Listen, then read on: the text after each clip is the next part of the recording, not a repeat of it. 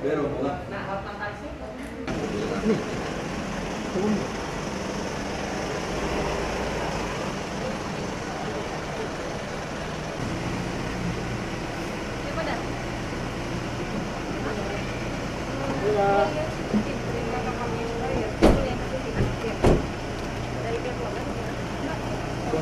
siap.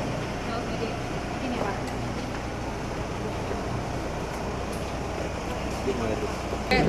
Baik rekan media, terima kasih atas atensinya ke Komnas HAM. Pada hari ini kami Komnas HAM menerima pengaduan laporan dari kuasa hukum keluarga Vina, Ibu Maya dan rekan-rekannya dari kantor Hotman Paris. Gitu. Kami sudah menerimanya dan mendalaminya. Gitu. Tentu kami akan menindaklanjutinya terkait laporan ini. Gitu. Laporannya terkait dengan perkembangan kasus pembunuhan Vina, perkembangan dari penyidikan dan lain-lain. Kemudian yang paling concern ke Komnas HAM terkait dengan perlindungan kelompok rentan perempuan dan anak, gitu. Terkait dengan kami ingin memastikan proses hukum yang adil terhadap kelompok rentan ini, perempuan dan anak sebagai korban Vina, gitu. Nah, itu yang dilaporkan ke kami oleh kuasa hukum, dan juga terkait dengan kepastian terkait adanya trauma healing untuk keluarga Vina, dan juga terkait dengan kepastian adanya kompensasi dan restitusi terhadap keluarga korban. Itu aja yang bisa disampaikan oleh kami dari Komnas. Restitusinya itu seperti apa Pak? Hitungannya nanti gimana restitusinya? Restitusi kan ini sedang, jadi kami kan datang hari ini memang menyampaikan dulu perkembangan kasus yang saat ini sedang kita tangani, kasus Vina, dan kami menceritakan kronologis, kemudian dari segala hal sampai ke DPO yang sampai hari ini juga kita sudah tahu bahwa ada 2 yang tidak ada. Nah, ini yang kami sampaikan ke Komnas HAM. Kemudian kalau perihal restitusi itu nanti kami akan bicarakan terlebih dahulu dengan Pak Hotman, hasil dari pertemuan kami hari ini dengan Komnas HAM, begitu.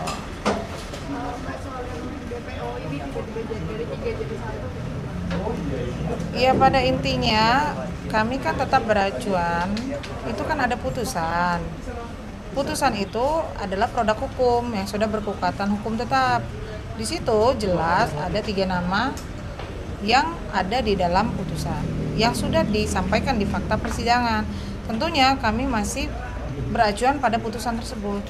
Karena jika itu dihilangkan, siapa yang akan bertanggung jawab dalam kematian Vina? Seperti itu. Pada trauma yang dialami sama keluarga sampai saat ini apa aja? Ya, kita ngomong ya. Trauma ya sangat luar biasa, masih terus mengingat kebiasaan si Vina, mengingat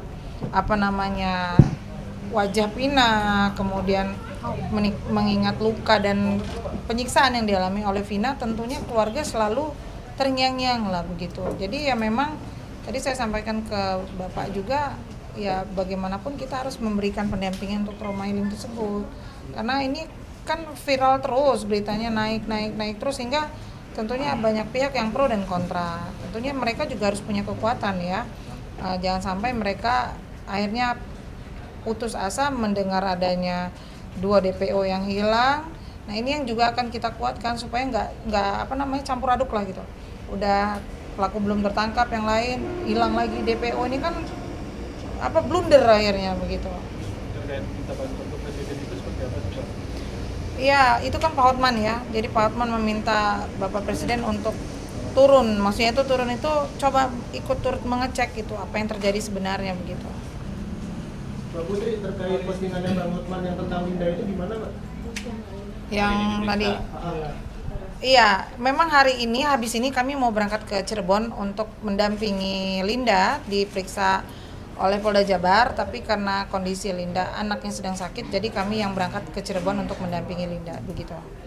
bahkan kemarin sempat Peggy itu kan sempat ketika konferensi pers sempat menolak tuh, dia bilang dia tidak terlibat dalam hal ini dan bilang kalau polisi salah tangkap lagi. Ini mungkin ada tanggapan lagi? Ya pada sebenarnya hak dia untuk berbicara, ya kan, haknya Peggy untuk berbicara apapun itu, karena dia juga merasa dia punya hak untuk menolak. Kalau kami ini kan kuasa hukum korban, tidak bisa berkomentar banyak karena kami tidak tahu tahapan penyelidikan, tahapan pemeriksaan kami tidak tahu. Hingga mengkerucut Peggy ditetapkan tersangka, berarti kan ada keyakinan dari kepolisian. Kalau kami ingin menyampaikan, kalau memang Peggy dan keluarga keberatan ditetapkan tersangka, tentu ada upaya hukum.